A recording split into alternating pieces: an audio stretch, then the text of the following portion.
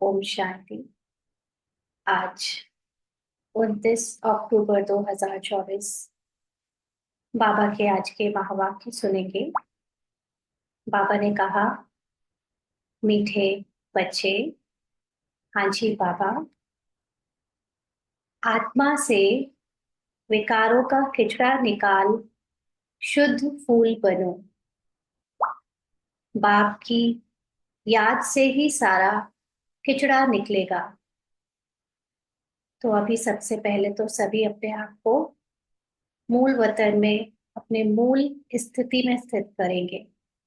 आत्मा जो एकदम फ्लॉलेस डायमंड है, जिसके अंदर विकार की कोई भी गुंजाइश नहीं है, जो पूरी तरह संपन्न संपूर्ण है, ऐसी आत्मा की स्थिति में स्थित करके खुद को पहले देखें, उसमें स्थित करें। फिर बाबा के महावाक्यों को सुनेंगे तो और क्लियर होगा कि आत्मा से विकारों का किचड़ा निकाल शुद्ध फूल बनो। तो देखा जाए तो जब हमने ये कुछ दिनों से समझ रहे हैं कि आत्मा को अभी एक्टर से ऑडियंस की तरफ शिफ्ट होना है, तो आत्मा को अगर इस ड्रामा से एकदम उपराम कर दिया जाए, आत्मा इस ड्रामा के पार्ट में कहीं भी फंसी नहीं है, वो एक अलग अपनी मूल वतन में बैठी हुई एकदम शुद्ध पवित्र आत्मा है, तो फिर उसके अंदर विकारों का किचड़े का मतलब क्या हुआ? हमारे अंदर पार्ट में जो एक दूसरे के विकार और उसको देखने का, उसको महसूस करने का जो भान आ चुका है, जो कि माया हमें दिखाती है कि हमारे अंदर ये बुराइयां हैं, ये कमियां हैं, ये देह भान है, ये सब कुछ अभी हमको निकालना, मतलब स्मृति से भुलाना होगा।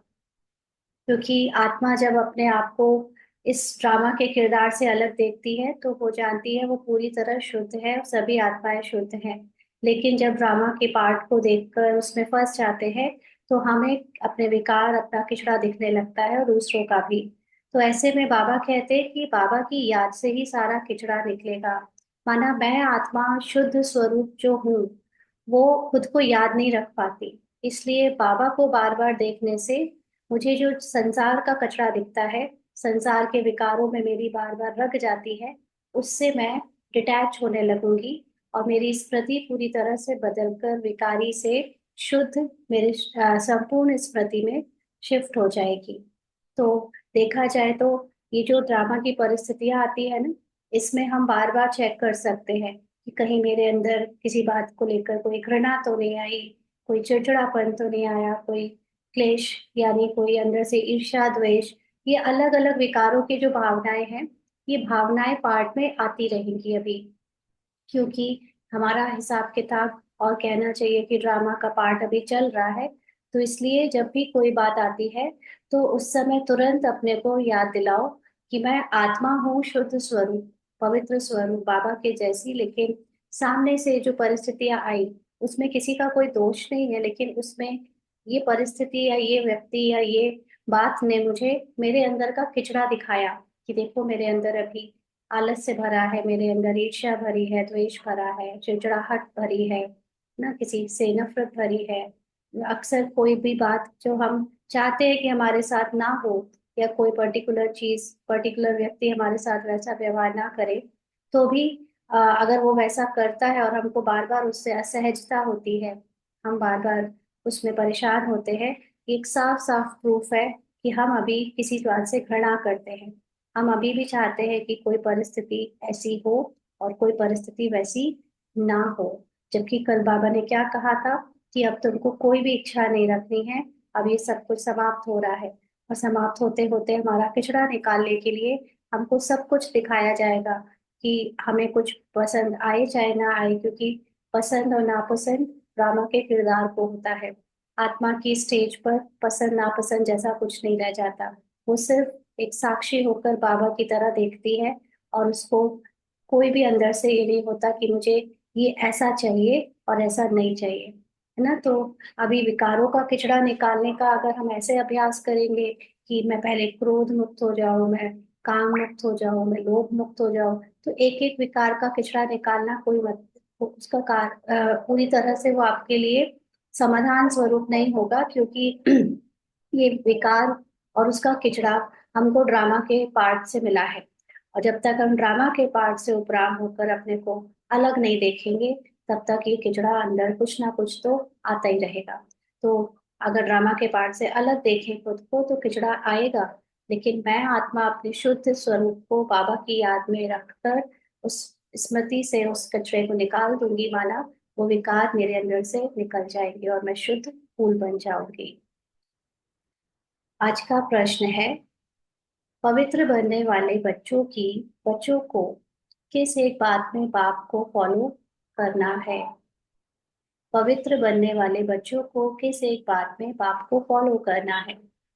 हम्म यहाँ हम बच्चे यानी आत्माएं पवित्र बन रही हैं माना स्मृति से पवित्र हो रही हैं।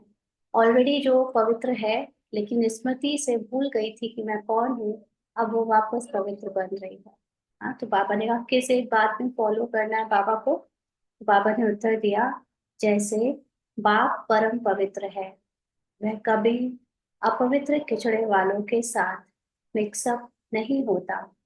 बहुत बहुत कोड यानी पवित्र है। ऐसे आप पवित्र बनने वाले बच्चे बाप को फॉलो करो। सी नो इविल। तो बाबा जब ये बात कहता है सी नो इविल, तो सी का मतलब हम ऑडियंस की सीट पर बैठे हैं। ऑडियंस की सीट पर बैठकर सभी ड्रामा के जो सीन दिख रहे हैं, जो परिस्थितियां हमको रियल लग रही हैं, उनको देखते हुए भी उनको रियल नहीं समझो। ये होगा सी नो इविल, क्योंकि चारों तरफ कोई चिल्ला रहा है, कोई चीख रहा है, कोई गुस्सा कर रहा है, कोई किसी के साथ गलत कर रहा है। हर तरह की बातें देखने में तो आएंगी ही, क्योंकि कलयुग का आखिरी सीन है। और तो ऐसे में हम देखें ना इन आंखों से, ये तो पॉसिबल नहीं है। लेकिन सी नो इविल का मतलब है कि सब कुछ ड्रामा का सीन देखते हुए भी आपको उसमें जो बैठी हुई आत्मा है वो दिखे, ना कि उनका इविल पार्ट दिखे।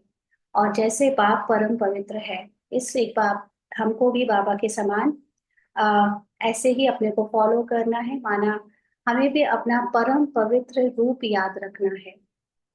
हमारा परम पवित्र रूप निराकार रूप है। और जैसे बाबा किसी के साथ मिक्सअप नहीं होता, माना ऐसे नहीं कि वो घृणा करता है मनुष्यों के साथ, उठता बैठता नहीं, या भेदभाव करता है कि वो ये मेरे ब्राह्मण बच्चे, ये मेरे नॉन ब्राह्मण बच्चे, ऐसा नहीं है। बाबा तो है ही सदा प्योर, सदा पवित्र। उसके अंदर किसी भी देह की भान या कोई भी ड्रामा की अपवित्रता रंजक मात्र भी प्रवेश नहीं करती। तो हम भी अपने निराकार रूप में स्थित होकर जब पाठ प्ले करेंगे, तो हमें किसी की भी अपवित्रता, ड्रामा में अनेक तरह की अपवित्रताएं हैं, अनेक तरह के स्वभाव संस्कार और उनके मन में चल रहे उल्टी सीधी सब तरह की बातें हैं।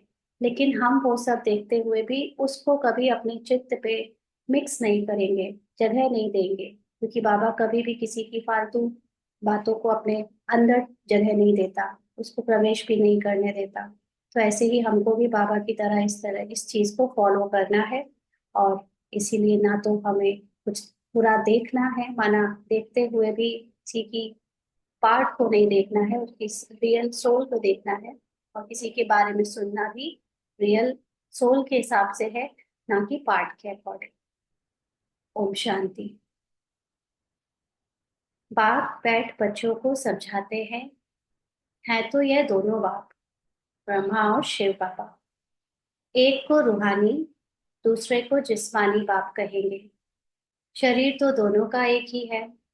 तो जैसे कि दोनों बाप समझाते हैं, इकट्ठा समझाते हैं ना, भले एक समझाते हैं दूसरा समझते हैं, फिर भी कहेंगे कि दोनों समझाते हैं।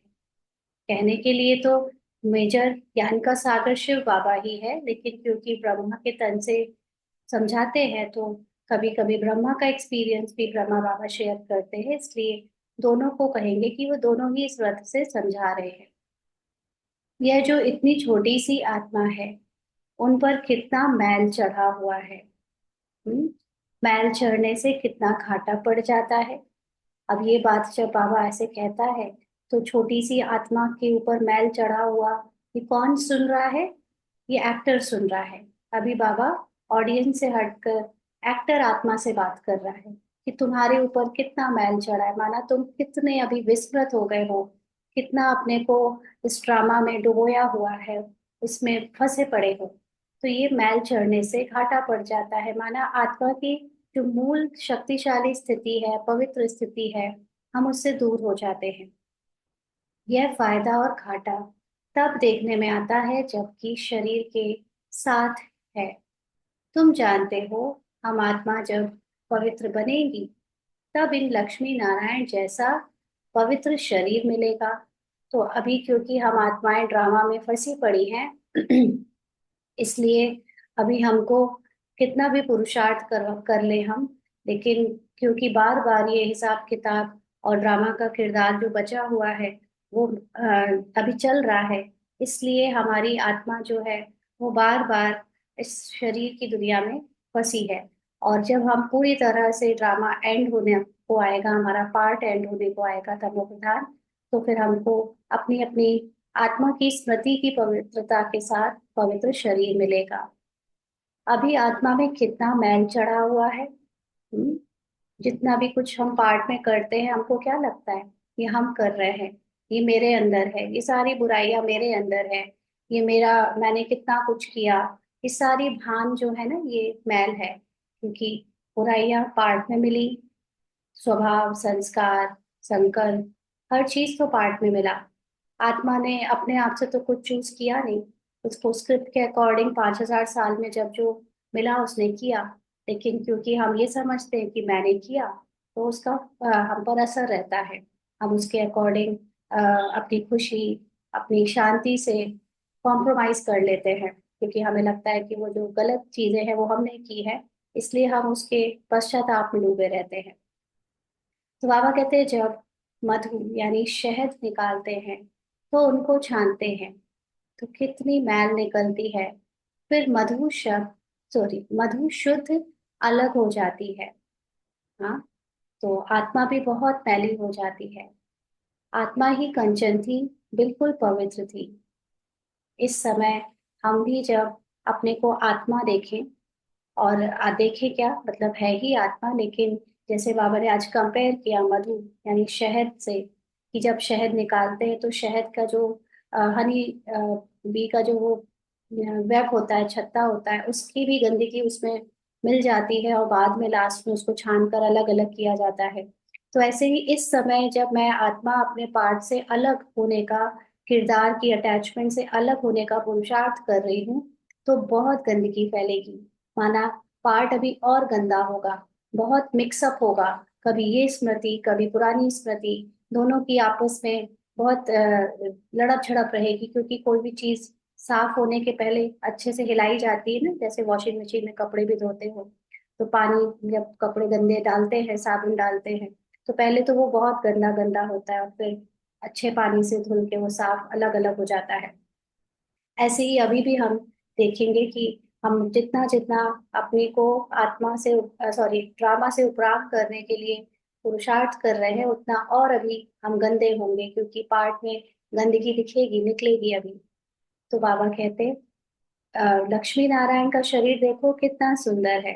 तो ये गंदगी ना सिर्फ परिस्थिति में, लेकिन कभी शरीर में भी निकलेगी, शरीर में भी बीमारियां होंगी, कभी परिस्थितियों में भी, कभी स्वभाव संस्कार में भी ऊंच नीच बहुत ज्यादा होगा, हर तरह से आएगा। लेकिन जो लक्ष्मी नारायण है वो तो पूरी तरह शरीर के साथ भी पवित्र है, सुंदर है। मनुष्य तो शरीर को ही पूजते हैं ना, आत्मा की तरफ नहीं देखते। आत्मा की तो पहचान भी नहीं है। इसीलिए जितने भी मनुष्यों ने भक्ति में कर्म कांड बनाए हैं, वो शरीर को देखकर बनाए हैं, कि शरीर में नहाना है, शरीर के हिसाब से ये करना है, शरीर की चीजें ध्यान रखते हैं, क्योंकि क्या लगता है उनको कि ये देवी और देवता जो शरीर वाले हैं यही भगवान है। तो बाबा कहते हैं पहले आत्मा सुंदर थी, छोला भी सुंदर मिलता था। तुम भी अभी यह बनना चाहते हो, तो आत्मा कितनी शुद्ध होनी चाहिए। अगर हमको वापस अपना शरीर, जो पार्ट हमारा शुद्ध था पर सुंदर वाला था, वो चाहिए, तो पहले ये जो असुंदर, जो गंदगी वाला पार्ट और स्मृतियां हैं वो भुलानी होगी। तो आत्मा को ही तमो प्रधान कहा जाता है, क्योंकि उनमें फुल खिचड़ा है। तमो प्रधान का मतलब उसमें जब फुल पिछड़े की नॉलेज होती है ना। आत्मा के अंदर दोनों अनुभव है, सतो प्रधान भी और तमो प्रधान भी। लेकिन जब आत्मा का तमो प्रधान पार्ट चल रहा होता है, यानी संसार के फुल खिचड़े की नॉलेज चल रही होती है, तब उसको तमो प्रधान कहते हैं। क्योंकि देखा जाए तो सारा खेल नॉलेज का ही है। आप जितनी जो नॉलेज आपके अंदर जिस समय चल रही है, उसके कर्म और एक्शन वैसे ही इन्फ्लुएंस्ड हो जाते हैं। अगर इस समय मैं कुछ गलत ही सोचूंगी, स्मृति में गलत ही चलेगा किसी के बारे में, तो कर्मों में और बोल में भी गलत निकलेगा। और अगर अच्छा और निर्मल मन होगा, सबके बारे में अच्छा सोचूंगी, तो कर्म और वाणी में भी अच्छा ही निकलेगा ना। इसलिए खेल सारा नॉलेज का है, स्मृति का है। एक तो देह अभिमान का किचड़ा, और फिर काम क्रोध का किचड़ा। देह अभिमान मैं स्त्री पुरुष, मैं फला की मम्मी पापा भाई बहन सास ससुर ये सब। और दूसरा उससे मिली हुई जो ये पहचाने हैं कि कामनाएं क्रोध लालच ये सब। किचड़ा निकालने के लिए छाना जाता है ना। हाँ, जैसे हनी निकालते समय छानते हैं, तो बाबा कहते हैं छानने से रंग ही बदल जाता है। तुम अच्छी रीति बैठ विचार करेंगे तो फील होगा कि बहुत खिचड़ा भरा हुआ है। तो इसीलिए जो बैठ के हम मेडिटेशन करते हैं, तो उसमें यही याद करते हैं कि कहाँ कहाँ फंसे हुए हैं हम। क्योंकि जहां जहां हम ड्रामा में बहुत फंसे हैं, वही वही हमको हर्ट हो रहा है। वही हमारे विचार गलत हो, मतलब वही हम बार बार हमारा ध्यान जा रहा है। और उन्हीं चीजों में हम फंस के अपनी आनंद की अवस्था और शांति की अवस्था से दूर हो जाते हैं। तो ये बैठकर हमें देखना होगा कि कहीं कभी हम बेसिकली हम ड्रामा की हर चीज को बहुत पकड़ के रखे रहते हैं, है ना। कि ये चीज हमारे अनुसार हो, ये चीज ऐसे हो, वो हमारा है। ये सब जो जितना पकड़ कर रखा है, ये सब खिचड़ा है। क्योंकि कुछ भी हमें यहाँ पर ऐसा नहीं है जो ले जाना है। सब यही खेलना है, उसके साथ खेल कर छोड़ के चले जाना है। लेकिन हम पकड़ के ऐसे बैठते हैं जैसे ये हमको हमेशा हमारे साथ रहेगा। तो इसलिए ये बैठ कर विचार करना है कि क्या क्या खिचड़ा हमारे अंदर भरा है। क्योंकि परिस्थितियां आती हैं, खिचड़े को नोटिस कराती हैं। देखो यहाँ पर तुमने अपनी पहचानें बनाई हुई हैं। और इसके अलावा अगर कोई चीज दिख भी रही है, लेकिन हम जब तक उस बुराई से, उस देह के भान से डिटैच नहीं करेंगे खुद को, अपने को अलग आत्मा नहीं समझेंगे, तब तक वो चीज रिपीट भी होती रहेगी। क्योंकि हम अपने को फिर बुरा ही समझेंगे कि मेरे अंदर तो अभी भी गुस्सा है, मेरे अंदर तो अभी भी लालच है। लेकिन ये पार्ट को है, किरदार को है, आप इससे अपने को अलग शुद्ध पवित्र रूप में देखो, माना बाबा को देखो, तो हमें अपने शुद्ध रूप की स्मृति बढ़ती जाएगी। बाबा कहते हैं कि आत्मा में रावण की प्रवेशता है। अभी बाप की याद में रहने से ही किचड़ा निकलता है ना। जितनी अंदर ड्रामा की स्मृतियां हैं, जो झूठ है, सब निकलेगा। इसमें भी टाइम लगता है। बाप समझाते हैं देह अभिमान होने के कारण विकारों का कितना किचड़ा है। क्रोध का किचड़ा भी कोई कम नहीं है। देखने में आता है ना हम लोगों को, जब अपने पार्ट में क्रोध, तो वो भी हम देखकर कई बार अचंभित होते हैं। देखो यहाँ भी आ रहा है, वहां भी आ रहा है। कोशिश भी कर रहे हैं कि नहीं करें, नहीं चिड़चिड़ाएं। लेकिन पाठ अनुसार जिन जिन चीजों में कहीं पे अधीरता है, कहीं पे किसी से कोई द्वेष है, या कोई किसी के साथ हमारा आ, हमें पसंद नापसंद की बात आ जाती है, तो वो ये सब क्रोध भी निकलता है ना। तो क्रोधी अंदर से जैसे जलता रहता है, कोई ना कोई बात पर दिल जलती रहती है। शक्ल भी तांबे जैसी रहती है। अभी तुम समझते हो हमारी आत्मा जली हुई है। हाँ, जली हुई है हमारा, झूठी जो ड्रामा की स्मृति है उसमें फंसी हुई है बुरी तरह से। क्योंकि पार्ट में अभी क्रोध का, तब वो प्रधानता का चल रहा है, और आत्मा उसमें पूरी तरह अपने को मर्ज देखती है। आत्मा में कितनी मैल है, अभी पता पड़ा है। यह बातें समझने वाले बहुत थोड़े हैं। इसमें तो फर्स्ट क्लास फूल चाहिए ना। फूल का मतलब जो ज्ञान को यथार्थ समझे। तो ये जो बातें हैं, इसको समझने के लिए हमें पहले तो खुद ही बहुत डिटैचमेंट चाहिए संसार की बातों से। अभी तो बहुत खामियां हैं। तुमको तो सब खामियां निकाल बिल्कुल पवित्र बनना है ना। तो किरदार में बहुत सारी खामियां दिखेंगी, लेकिन बात किरदार की नहीं है, बात है स्मृति की। किरदार की खामियां अपने आप चेंज हो जाएंगी अगर मेरी स्मृति चेंज हो जाए तो जब तक हम अपने आप को किरदार के लेवल पे ठीक करेंगे, तब तक हम खामियों से परेशान हो जाएंगे एक तरह से, क्योंकि खामियां आती रहेंगी और ऊपर के लेवल से चेंज होने में अंदर कुछ नहीं बदलेगा। लेकिन जब अंदर बदल लेंगे, स्मृति बदल लेंगे, तो ये खामियां धीरे धीरे दिखनी बंद हो जाएंगी। दिखनी बंद हो जाएंगी तो आ, होनी बंद हो जाएंगी, उनका पार्ट होना ही बंद हो जाएगा। तुमको तो सब खामियां निकाल बिल्कुल पवित्र बनना है ना। ये लक्ष्मी नारायण कितने पवित्र हैं। वास्तव में उन्हों को हाथ लगाने का भी हुक्म नहीं है। किसी भी मंदिर में आप चले जाओ तो पंडित लोग हाथ नहीं लगाने देते भक्तों को देवियों की मूर्ति में, ना, तो हाथ लगाने लायक ही नहीं। अब यहाँ पर तो हाथ लगाने का मतलब ये नहीं कि फिजिकल टच, लेकिन वो हम सोच भी नहीं सकते कि लक्ष्मी नारायण की ओरिजिनल स्टेज कितनी अच्छी और कितनी पवित्र होती होगी। पतित जाकर इतने ऊंच पवित्र देवताओं को हाथ लगा ना सके। अब यहाँ पर ये लाइन को समझना है। पतित जाकर इतने ऊंच पवित्र देवताओं को हाथ लगा ना सके। तो ये तो भक्ति में हमने सब जानते हैं कि मंदिरों में जाते हैं तो वहां पर भक्तों को हाथ नहीं लगाने दिया जाता। लेकिन देखा जाए तो जो पंडित वहां खुद भी अंदर खड़े हैं, जो उनका श्रृंगार करते हैं, उनको सजाते हैं, भोग लगाते हैं, वो उन्हें हाथ लगाते हैं। और देखा जाए तो वो तो खुद भी पतित है। पंडित कोई या इस दुनिया में अभी तो कोई भी ऐसा पावन नहीं है जिसको कहे कि हाँ बाबा को, भगवान जिसको कहे कि ये पवित्र नहीं, पवित्र है। लेकिन यहाँ पर फिजिकल बॉडी को टच करने की बात नहीं है, बात है कि जब तक हमारी बुद्धि में ये पतित पना है, माना ड्रामा की किरदार से पहचाने हैं, जो बॉडी कॉन्शियसनेस है, तब तक पवित्र देवताओं को, माना जो पवित्र देवताई स्मृति और स्थिति है आत्मा की, उसको वो महसूस नहीं कर सकते, उसको वो समझ नहीं सकते, टच नहीं कर सकते, जान नहीं सकते कि क्या होता है देवताई बना।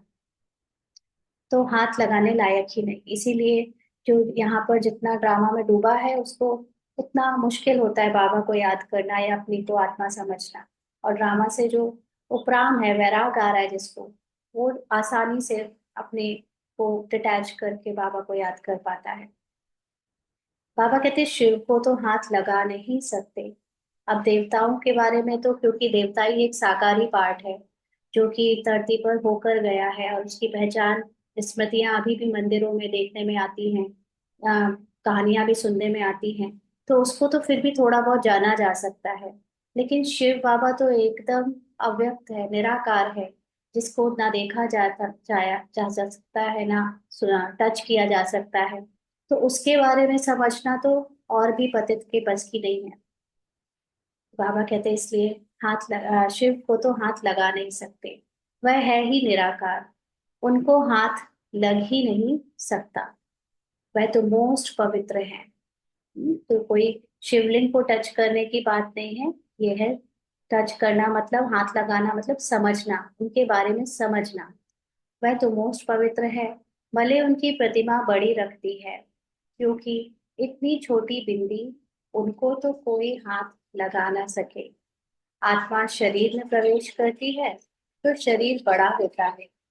आत्मा तो बड़ी छोटी नहीं होती है।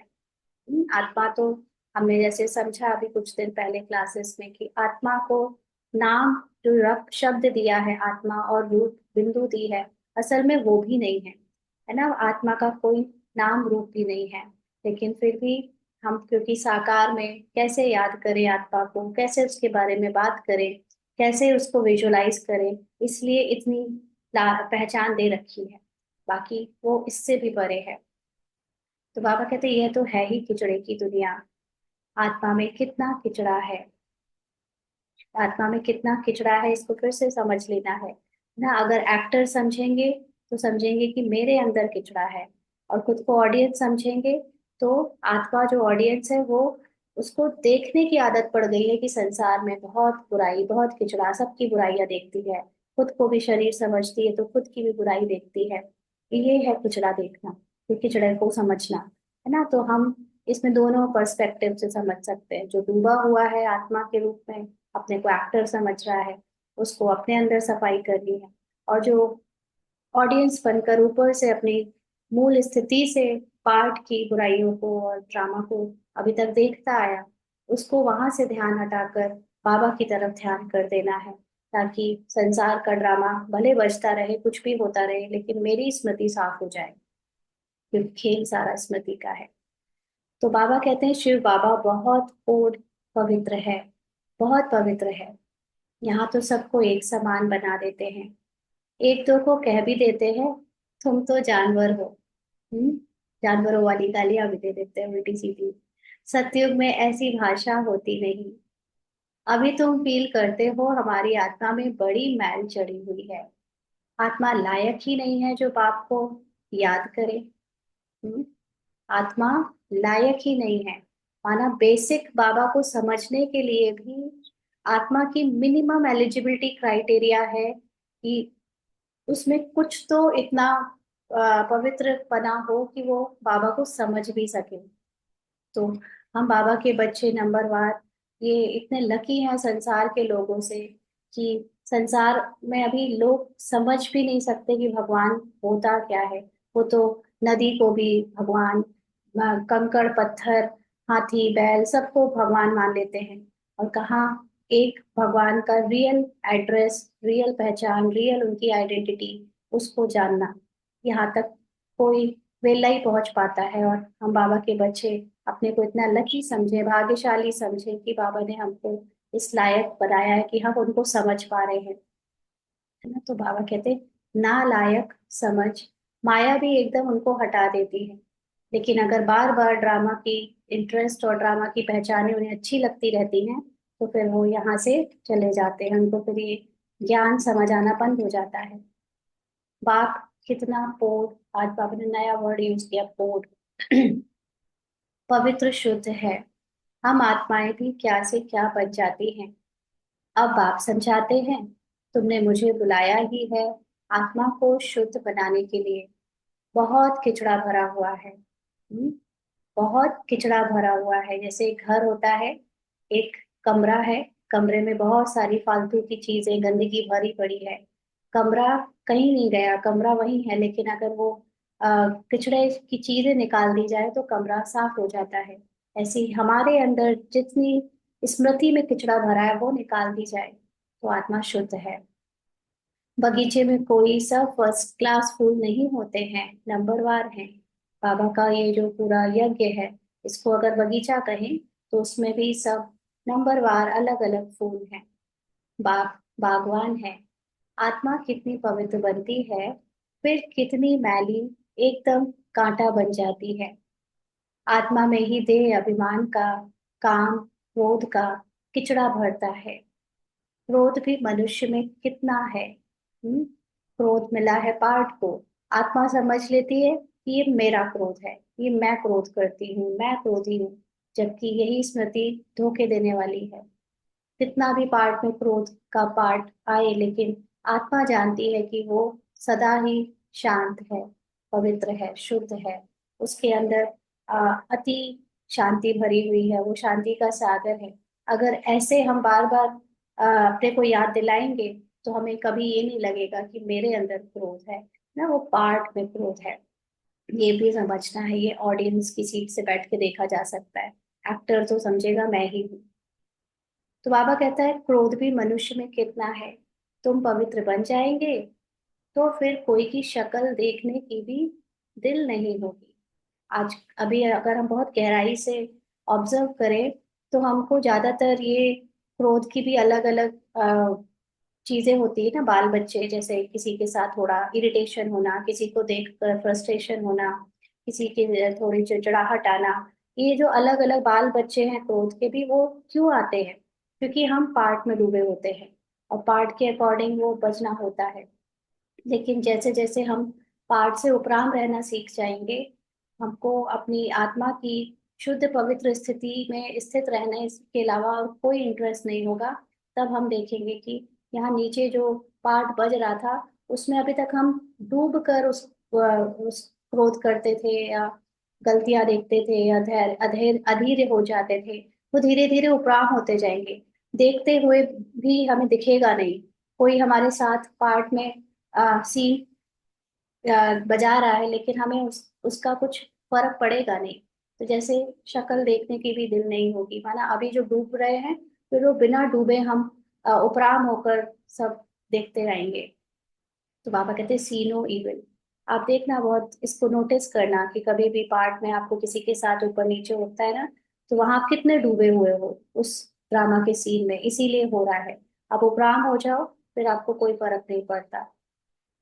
अपवित्र को देखना ही नहीं है, क्योंकि संसार में हम सबके साथ जो पारिवारिक स्टोरी, लौकिक में स्टोरीज मिली हुई हैं, कहानियां मिली हुई हैं, किरदार मिले हुए हैं, उसमें सब अलग अलग संस्कार वाले हैं। कोई बेहद झूठ बोलने वाला है, कोई बेहद बेईमान है, कोई बेहद क्रोधी है, कोई बेहद कुछ भी है। सब तरह के लोग हैं, हर तरह के किरदार बज रहे हैं हम लोगों के साथ लौकिक में।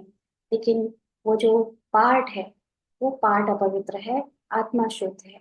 इसलिए उसके पार्ट को देखना ही नहीं है। कोई कुछ भी करे, हम कई बार सोचते कि हम सुधार दें, हम बदल दें, हम उनको ठीक कर दें। नहीं, बिल्कुल उसमें अपने हाथ गंदे करने की जरूरत नहीं है किसी को सुधारने के लिए।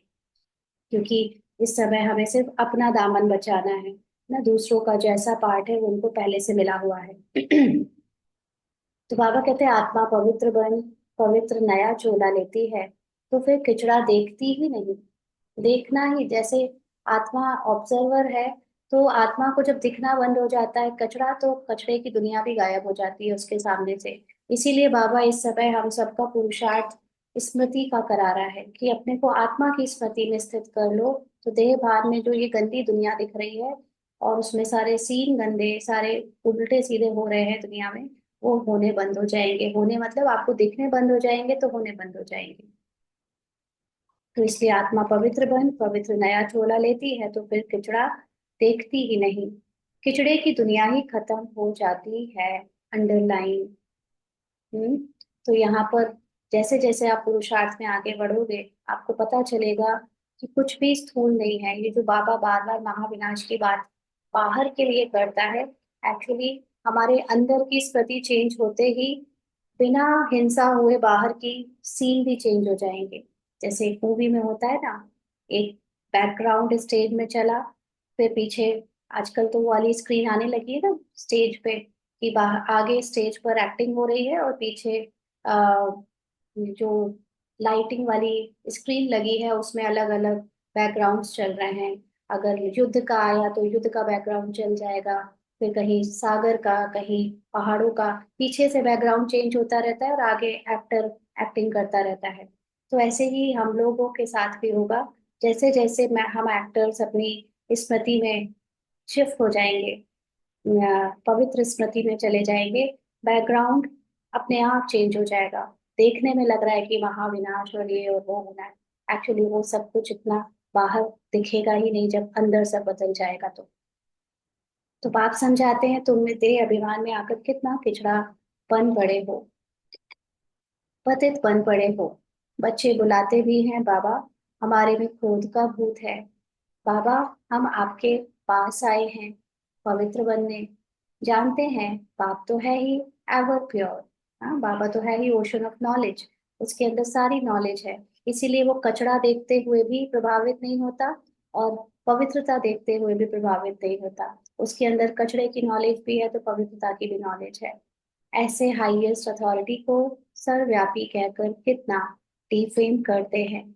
अपने पर भी बड़ी नफरत आती है। हम क्या थे, फिर क्या से क्या बन जाते हैं। यह बातें तुम बच्चे ही समझते हो, और कोई भी सत्संग व यूनिवर्सिटी आदि में कहीं भी ऐसी एम ऑब्जेक्ट कोई समझा ना सके।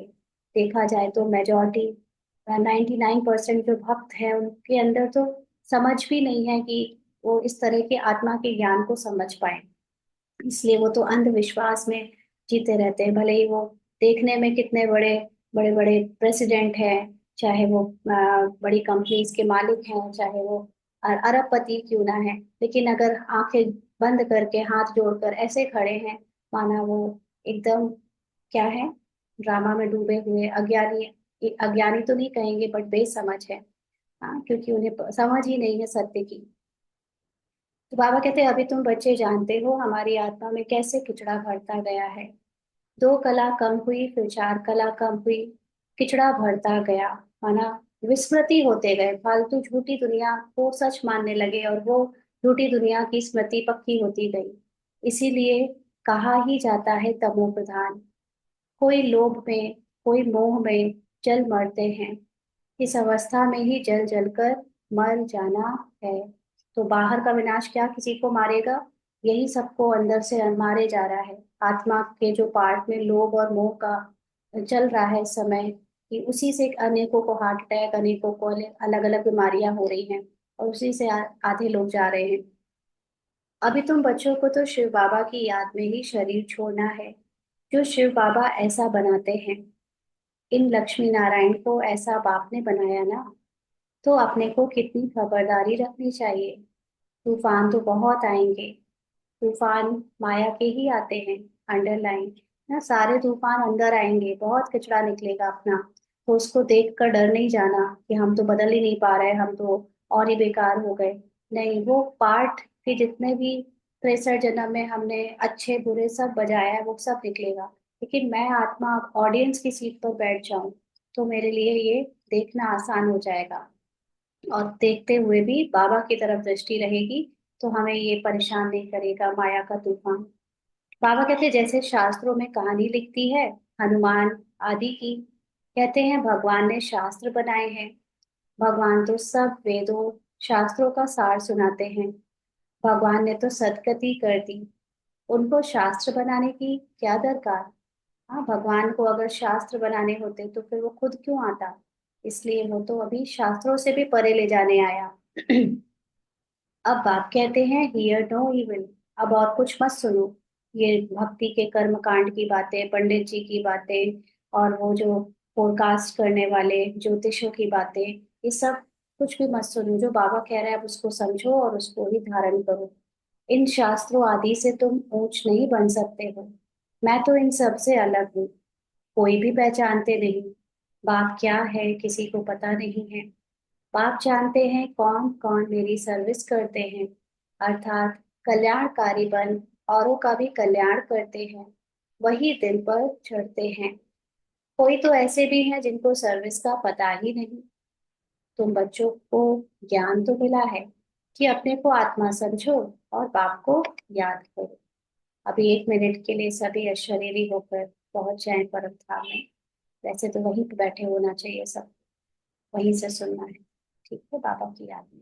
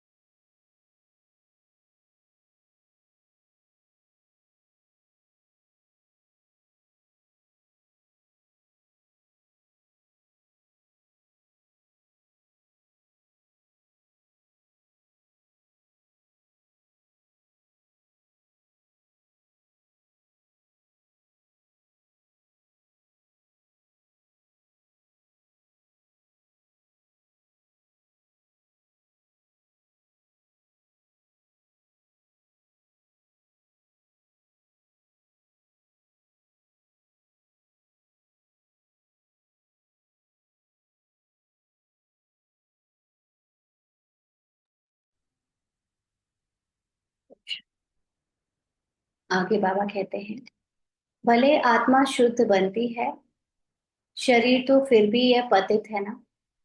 क्योंकि अभी तो स्मृति से हम शुद्ध होते जा रहे हैं, लेकिन शरीर का मतलब ड्रामा, और ड्रामा का किरदार तो अभी भी पुराना ही चल रहा है। अंदर से स्मृति हमारी सोल कॉन्शियस की तरफ धीरे धीरे शिफ्ट हो रही है, लेकिन पार्ट में तो अभी भी ये हिसाब किताब और ये पुराना शरीर सब चल ही रहा है। तो बाबा कहते हैं जिनकी आत्मा शुद्ध होती जाती है उनकी एक्टिविटी में रात दिन का फर्क रहता है। लेकिन जब हमारी स्मृति में सोल कॉन्शियसनेस होती जाएगी, तो फिर जो अभी पार्ट दिखने में आ रहा था बॉडी कॉन्शियसनेस के कारण, वो पार्ट चेंज होकर एकदम दिव्य पार्ट में शिफ्ट होता जाएगा। चलन से भी मालूम पड़ता है, नाम कोई का ही नाम कोई का नहीं लिया जाता है। अगर नाम ले तो कहीं और ही बदतर ना हो जाए। माना अगर किसी की चलन गड़बड़ है, जो सोल कॉन्शियस नहीं हो रहे हैं, बने बाबा के बच्चे हैं, लेकिन अलग ही देहभान में दूसरे ही ब्राह्मण आइडेंटिटी बीके का अहंकार या अपने ज्ञान का अहंकार, उससे और ही ज्यादा गिरते जा रहे हैं। तो बाबा कहते हैं ऐसे बच्चों का नाम नहीं ले सकते, नहीं तो और ही गिर जाएंगे। अभी तुम फर्क देख सकते हो, तुम क्या थे, क्या बनना है, तो श्रीमत पर चलना चाहिए ना। अंदर गंद जो भरा हुआ है उसको निकालना है, निकालना तो पड़ेगा। इसलिए हर परिस्थिति जो भी आती है, एक एक सीन बीतता है, उसमें हमको सिर्फ साक्षी होकर निकलने देना है। अगर हम इंटरफेयर करेंगे, ये निकले ये नहीं निकले, तो बहुत थक जाएंगे।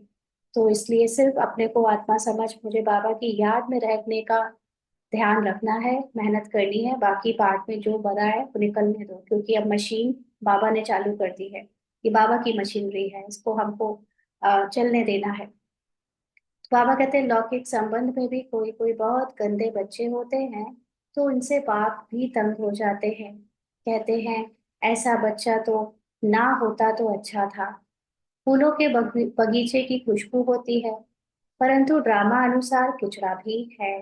हाँ, तो बाबा का ये बगीचा है जिसमें बाबा के पास सारे बच्चे आए तो फूल बनने हैं, लेकिन अभी उनका किचड़ा भी निकलता है। अक को तो बिल्कुल देखने की भी दिल नहीं होती। तो बाबा के बगीचे में अक का फूल भी है ना, जो एक तरह से अंदर से पूरी जहरीला है, माना पाठ में, किरदार में, अहंकार में डूबा हुआ है। परंतु बगीचे में जाने से नजर तो सब पर पड़ेगी ना। आत्मा कहेगी ये फलाना फूल है, खुशबू भी अच्छे फूल की लेंगे ना। यानी जो देह भान में होंगे वो तो अक के फूल हो गए, लेकिन जो आत्माभिमानी होंगे उनकी खुशबू चारों तरफ फैलेगी। बाप भी देखते हैं इनकी आत्मा कितनी याद की यात्रा में रहती है, कितना पवित्र बनी है, और फिर औरों को भी आप समान बनाते हैं, ज्ञान सुनाते हैं। मूल बात ही है मन मना भाव। सारा सार है पूरे ज्ञान का, कि कुछ भी देखो सुनो, लेकिन अपने को आत्मा समझ बाबा की याद में रहकर बाबा के समान अपने को अनुभव करो। बाप कहते मुझे याद करो तो पवित्र फूल बनो। ये लक्ष्मी नारायण कितने पवित्र फूल थे। इनसे भी शिव बाबा बहुत पोड़ है, माना उनसे भी ज्यादा प्योर है, पवित्र है। मनुष्य को थोड़े ही पता है कि इन लक्ष्मी नारायण को भी ऐसा शिव बाबा ने बनाया है। तुम जानते हो इस पुरुषार्थ से यह बने हैं। पाप समझाते तो बहुत है। एक तो याद की यात्रा में रहना है, जिससे गंध निकले, आत्मा पवित्र बने, है ना। अंडरलाइन, जितना हम बाबा की याद में रहेंगे गंध निकलेगी। इसलिए डरना नहीं है। सारा पार्ट में हमारे से या दूसरों का भी निकलेगा, सिर्फ अपना नहीं समझना है कि हम अपने को माफ करें, दूसरों को गलत समझे। उनका भी पार्ट, क्योंकि आपसे ही प्रभावित है, आप आधार हो ना। हम जितने भी लोगों के सर्कल में है, टच में है, उन सबकी पवित्रता का आधार मेरी पवित्रता है। और मैं जब अपने ऊपर काम करूंगी, अपने को पवित्र बनाऊंगी, तो उनकी भी पवित्रता बढ़ेगी। लेकिन जैसे मुझे अपने को साफ करने में मेरा किचड़ा निकल रहा है, ऐसा उनका भी अननोइंगली उनका किचड़ा भी साथ साथ निकलेगा, क्योंकि वो सब भी पवित्र बन रहे हैं मैं जैसे जैसे मैं बन रही हूँ। क्योंकि मेरी दृष्टि अगर पवित्र है तो वो भी पवित्र है। और सारा खेल जब दृष्टि का है, स्मृति का है, तो उसमें वो अपने ऊपर भले ही काम नहीं करेंगे, लेकिन मेरे वाइब्रेशन से उनका भी तमो प्रधान पार्ट, गंदगी और अंदर की जितनी बुराइयां हैं वो और भी ज्यादा निकलेंगी। इसलिए अपने को भी साफ कर रखना है, माना इस गंध को देखना नहीं है अपने अंदर की, जो भी निकले पार्ट पे उससे बुद्धि को हटाकर अपनी सतो प्रधान बाबा की याद में रखना है। और उन आत्माओं को भी हमें जो उनके पार्ट में गंदगी दिख रही है, कोई बहुत क्रोध कर रहा है, कोई गाली दे रहा है, कोई चिल्ला रहा है, कोई कुछ कर रहा है, उसको भी ये समझ कर कि ये भी पवित्र बनती जा रही है, उसको भी बाबा को देखते जाना है, देख सौंपते जाना है, और उस आत्मा के पार्ट से अप्रभावित रहना है। तो बाबा कहते हैं तुम्हारे पास म्यूजियम आदि में बहुत आते हैं, बच्चों को सर्विस का बहुत शौक रखना है, सर्विस को छोड़ कभी नींद नहीं करनी होती है, सर्विस पर बड़ा एक्यूरेट रहना चाहिए। म्यूजियम में भी तुम लोग रेस्ट का टाइम छोड़ते हो, गला थक जाता है, भोजन आदि भी खाना है, परंतु अंदर में दिन रात उछल आनी चाहिए। कोई आए तो उनको रास्ता बताएं, भोजन के टाइम कोई आ जाते हैं तो पहले उनको अटेंड करके फिर भोजन खाना चाहिए। ऐसी सर्विस वाला हो। कोई कोई को बड़ा देह अभिमान आ जाता है, आराम पसंद नवाब बन जाते हैं, बाप को समझानी तो देनी पड़े ना, यह नवाबी छोड़ो, फिर बाप साक्षात्कार भी कराएंगे। अपना पद देखो, अपना साक्षात्कार कराएंगे बाबा, मतलब अभी तक मेजॉरिटी ब्राह्मण सेवा स्थूल रूप की कर रहे हैं, स्थूल में ज्ञान समझाना, स्थूल में सारे जो चीजें होती हैं सेवाएं वो करते हैं, लेकिन अभी तक आत्मा का जो अनुभव है वो वेले किसी ब्राह्मण ने, बहुत कम ब्राह्मण ने किया है। उसके बारे में जानने वाले बहुत हैं, सुनाने वाले बहुत हैं, बड़ी बड़ी बातें करने वाले बहुत हैं, और बाबा के साथ साकार में अनुभव लेने वाले भी बहुत हैं कि बाबा ने साकार में और अव्यक्त में मुझे यहाँ यहाँ यहाँ मदद करी, या योग में बैठे तो मुझे ऐसे ऐसे साक्षात्कार हुए। और ये सब तो बहुतों को होता है, इस बुद्धि के लेवल पे सेवाएं बहुत लोग कर रहे हैं, लेकिन जो मूल रूप की सेवा है, जिसमें आप आत्मा बन जाते हो, वो वाली सेवा अभी रही हुई है, और वो है असली साक्षात्कार की सेवा। उसमें आप जब आत्मा बन ही जाते हो, अभी तक तो हम आत्मा समझ रहे हैं, आत्मा समझ रहे हैं, फिर आत्मा हो ही गए, यानी वो आत्मवत हो गए जब, तो वो तब होते हैं जब उसमें अभी हमने एक दो दिन पहले बाबा ने समझाया ना, मिनिमम आपकी दुआएं इतने इतने नंबर, इतना क्राइटेरिया आपका फुलफिल होना चाहिए, तब आपको वो बाबा अनुभव कराता है कि आप क्या होता है आत्मा की स्थिति में स्थित होने से।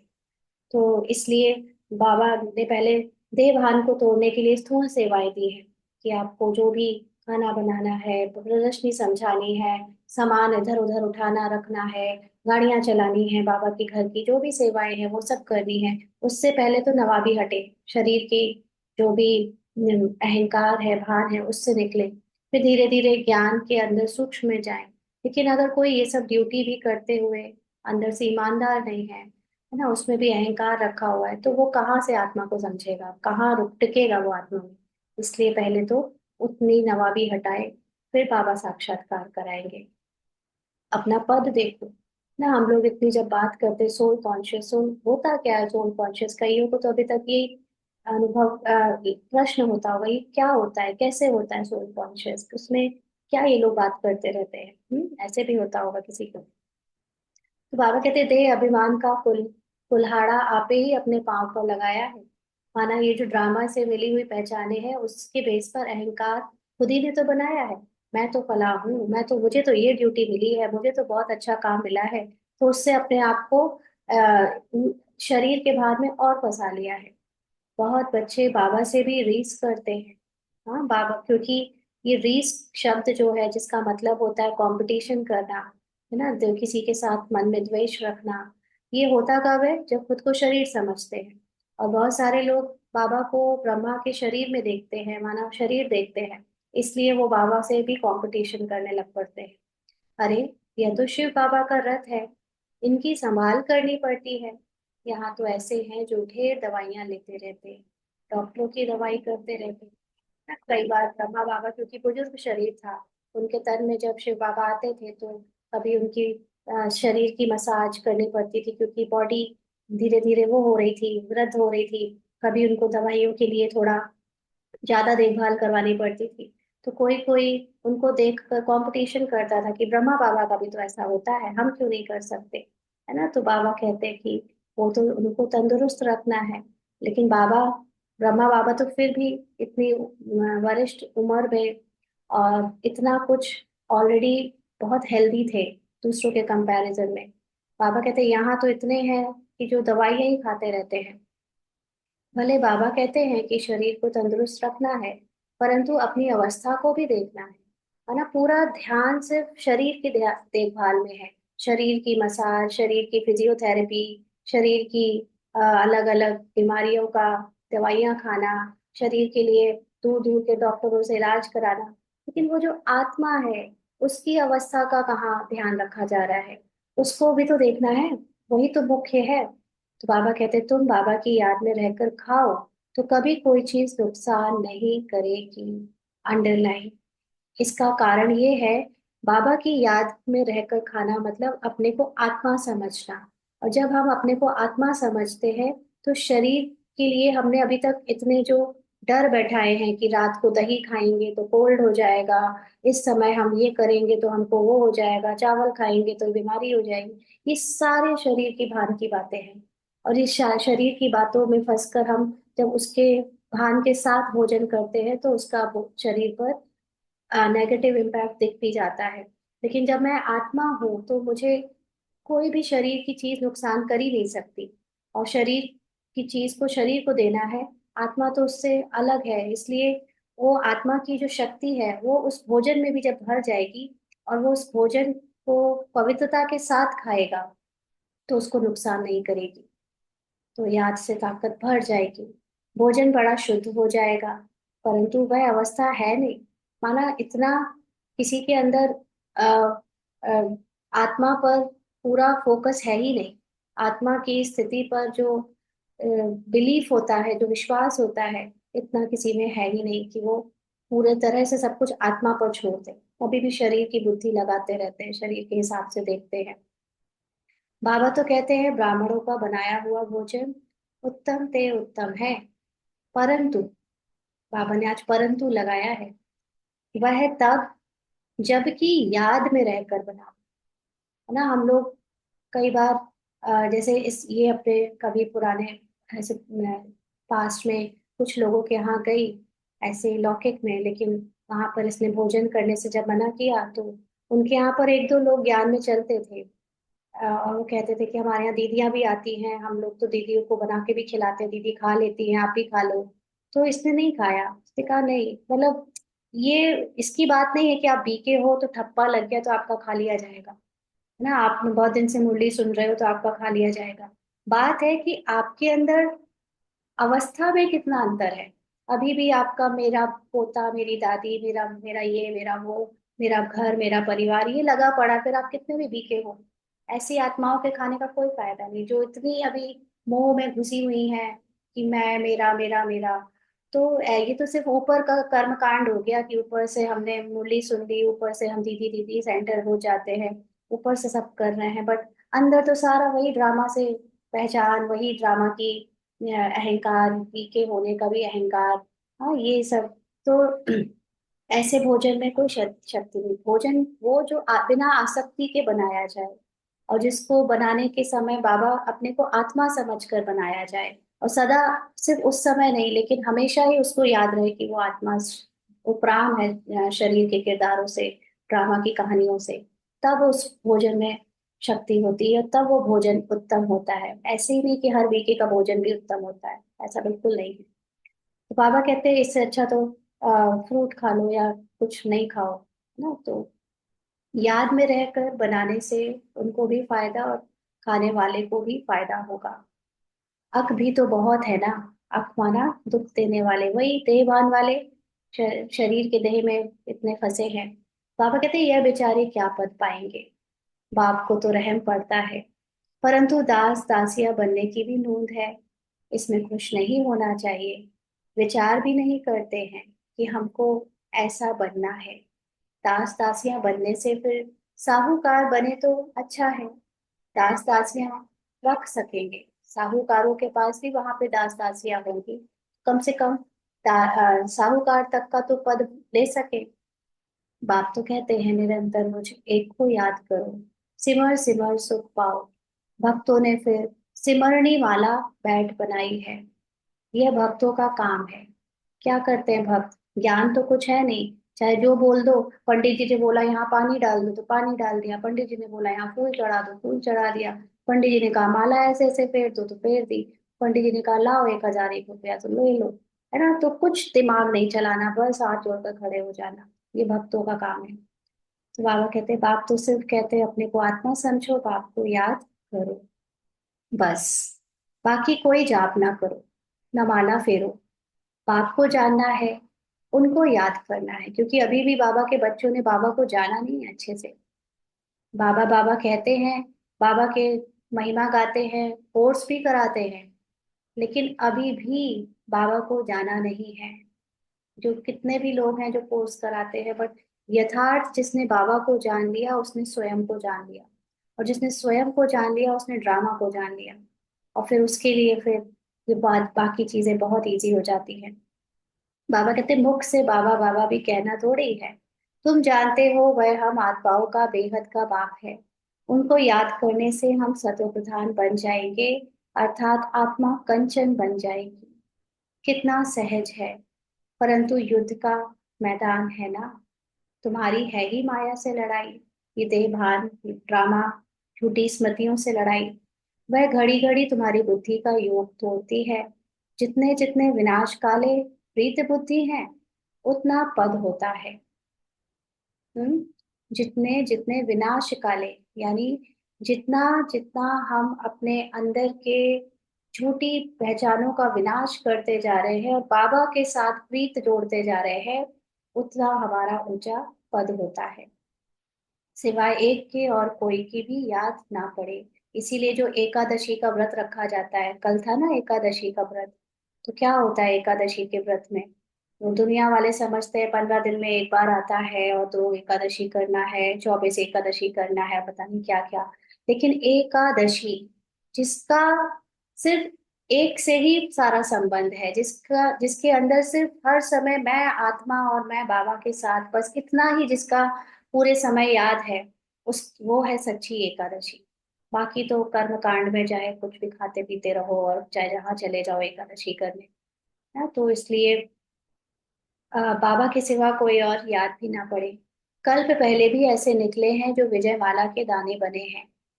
तुम जो ब्राह्मण कुल के हो, ब्राह्मणों की रुंड माला बनती है, जिन्होंने बहुत गुप्त मेहनत की है।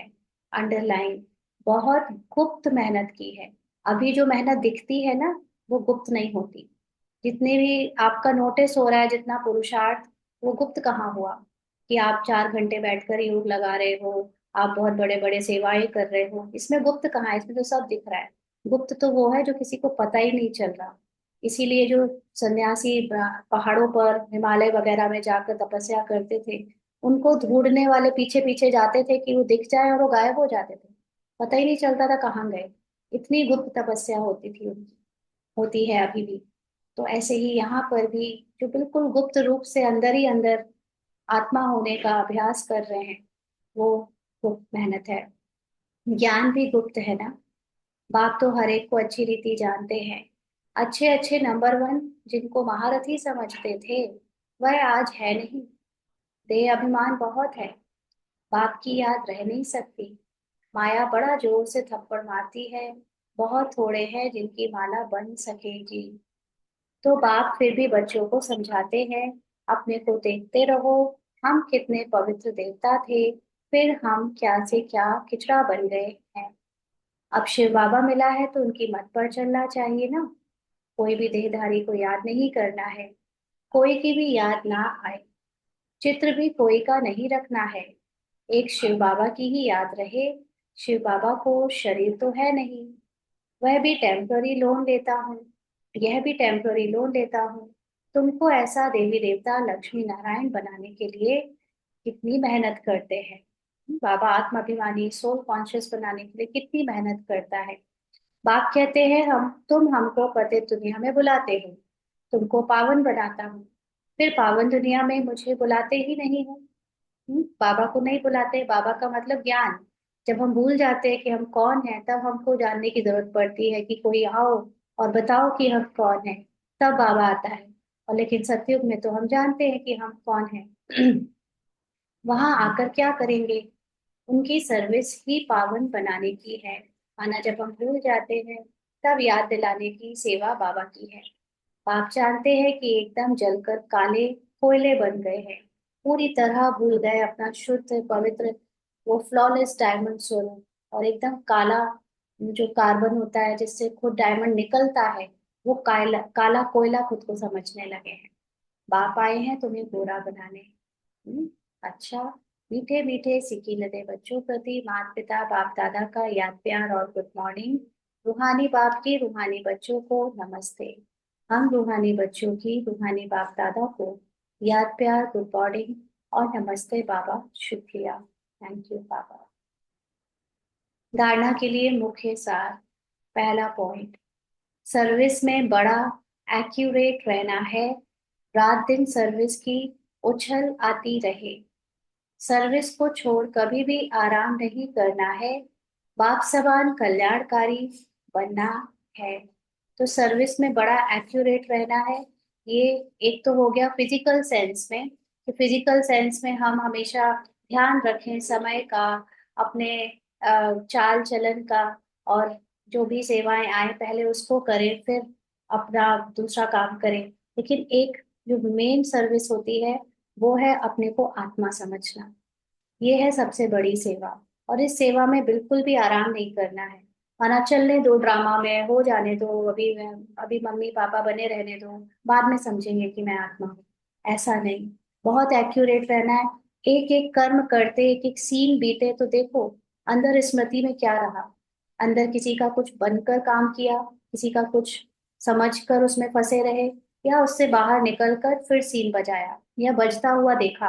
क्योंकि जब माँ की ड्यूटी निभाएंगे तो ऑब्वियस है कि माँ की भावना पहले आएगी, तब तो ड्यूटी निभेगी।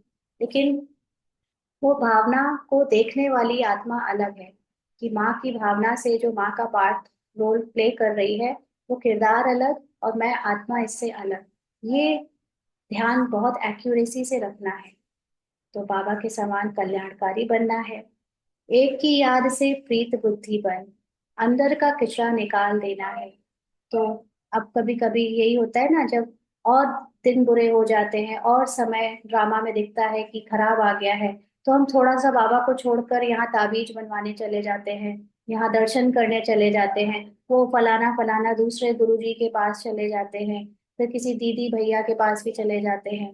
तो ये सब क्यों कर रहे हैं? क्योंकि अंदर से जो कचरा या ड्रामा की हलचल हो रही है उसको समझ नहीं पा रहे हैं क्यों हो रहा है, और जबकि ये सब खत्म होने के लिए हो रहा है। तो उस समय धैर्यता के साथ बाबा के साथ अपने आप को आत्मा समझकर कंबाइंड रखे और कचरे को निकलने दें। यहाँ वहां भटकने की जरूरत नहीं है। खुशबूदार फूल बनना है। इस कचड़े की दुनिया से दिल नहीं लगानी है। ये दुनिया ठीक हो जाए, मेरी दुनिया ठीक हो जाए, मेरी कहानी ठीक हो जाए, मेरे रिश्ते मेरे संबंधी ठीक हो जाए, इससे दिल नहीं लगाओ अभी। वो ठीक हो या नहीं हो, मुझे उस पर ध्यान ही नहीं देना है। मुझे तो सिर्फ अपने को आत्मा समझकर अपने को पवित्र बनाने पर सारा ध्यान रखना है। अभी खिचड़े की दुनिया जो समाप्त होने वाली है उसको क्या ठीक करना, वो तो जैसे चलेगा चलेगा। लेकिन ये बात भी है कि जैसे जैसे आप आत्माभिमानी बनते हो, तो खिचड़े की दुनिया बदल जाती है। माना ये जो दुनिया गंदी बहुत परेशान करने वाली है, ये अपने आप ठीक होने लगती है। बट फिर भी उसको ठीक करने के लिए ये पुरुषार्थ नहीं करना है। पुरुषार्थ करना है अपने सत्य को जानने के लिए। वरदान है, मन बुद्धि द्वारा श्रेष्ठ स्थितियों रूपी आसन पर स्थित रहने वाले तपस्वी मूर्त भाव। मन बुद्धि द्वारा श्रेष्ठ स्थितियों रूपी आसन पर स्थित रहने वाले तपस्वी मूर्त भाव। तपस्वी सदा कोई ना कोई आसन पर बैठकर तपस्या करते हैं। आप तपस्वी आत्माओं का आसन है एक रस स्थिति, फरिश्ता स्थिति। इन्हीं श्रेष्ठ स्थितियों में स्थित होना, अर्थात आसन पर बैठना। स्थूल आसन पर तो स्थूल शरीर बैठता है, लेकिन आप इस श्रेष्ठ आसन पर मन बुद्धि को बैठाते हो। वे तपस्वी एक टांग पर खड़े हो जाते और आप एक रस स्थिति में एकाग्र हो जाते हो। उन्हों का है हठ योग और आपका है सहज योग। तो यहाँ पर तपस्वी मूर्त बनने के लिए हमको अपने मन और बुद्धि के द्वारा जो आत्मा की शुद्ध पवित्र श्रेष्ठ ऊंची स्थिति है, जो कि बाप समान स्थिति है, उस स्थिति पे बार बार जाकर बैठना है। संसार का कचरा देखते हुए भी उसको देखना नहीं है, लेकिन अपनी उस स्थिति से बाबा को देखना है। तो ये जो आसन है जिसपे हम बार बार मन बुद्धि एकाग्र करके बाबा पे एक रस हो जाते हैं, उसी से हमारी तपस्या सक्सेस हो जाती है, सफलतापूर्वक हो जाती है। स्लोगन है, प्यार के सागर बाप के बच्चे, प्रेम की भरपूर गंगा बनकर रहो। बाबा प्यार का सागर है, और आत्माएं भी बाबा के समान प्यार का सागर हैं। लेकिन ड्रामा के पार्ट में उथल पुथल होती है, तो बच्चों को अंदर अपने अंदर घृणा और दूसरी भावनाएं दिखती हैं। लेकिन अगर बच्चे याद रखें कि मैं आत्मा पार्ट से अलग हूँ, किरदार से अलग हूँ, वो भी अलग है, तो ऑटोमेटिकली उनकी जो ओरिजिनल प्रेम की सागर वाली अवस्था है वो उन्हें अनुभव होगी, और फिर सबके साथ वो प्रेम से चल पाएंगे। अच्छा, आज के अव्यक्त इशारे हैं। संस्कार भिन्न भिन्न हैं और रहेंगे भी, लेकिन संस्कारों को टकराना या किनारा करके स्वयं को सेफ रखना, यह अपने ऊपर है। अगर कोई का संस्कार टकराने वाला है भी, तो भी दूसरी ताली नहीं बजावे। हर एक स्वयं को चेंज करे, सदा एक दो में स्नेह की, श्रेष्ठता की भावना से संपर्क में आए, गुणग्राही बने, तो एकमत का संगठन परमात्म प्रत्यक्षता के निमित्त बनेगा। तो बाबा संस्कार मिलन पर बहुत फोकस कर रहे हैं, क्योंकि बाबा के बच्चों को विश्व के आगे ये प्रत्यक्ष करना है कि हम सब एक हैं, एकता अखंडता। और उसके लिए लौकिक और अलौकिक दोनों फैमिलीज में, लौकिक परिवार में भी हमारा जिनके साथ अभी तक संस्कार कभी टकरा जाता है, तो ये हमारे ऊपर है कि हम अलग अलग संस्कारों को देखते हुए भी उनके साथ या तो अपने को थोड़ा किनारा करके चलें, क्योंकि वो अगर कोई जानबूझ कर टकराता है तो भी हम अपनी तरफ से चेंज ना करें उसकी अपनी अपनी स्थिति को, और उसका भले ही वो ताली बजाने की कोशिश करे बट हम ना बजावें। और अलौकिक परिवार में भी किसी का स्वभाव संस्कार डिफरेंट है, बहुत अलग है, तो भी हम किनारा करते करते अपने को बचाते हुए साथ साथ चलें। ये नहीं कि पूरा किनारा कर लें, बट अपने मन बुद्धि से अलग रहें उनसे। तो एक दूसरे के गुण को देखें, गुणों को ग्राहक ग्रहण करें, तो ऐसे करते करते परमात्म प्रत्यक्षता के निमित्त बन जाएंगे, क्योंकि हम सब ब्रह्मा कुमारी एक मत का संगठन है। और ये बाबा को अपने बच्चों को सिखाकर संसार के सामने स्टेज पर उतारना है, इसलिए ओम शांति।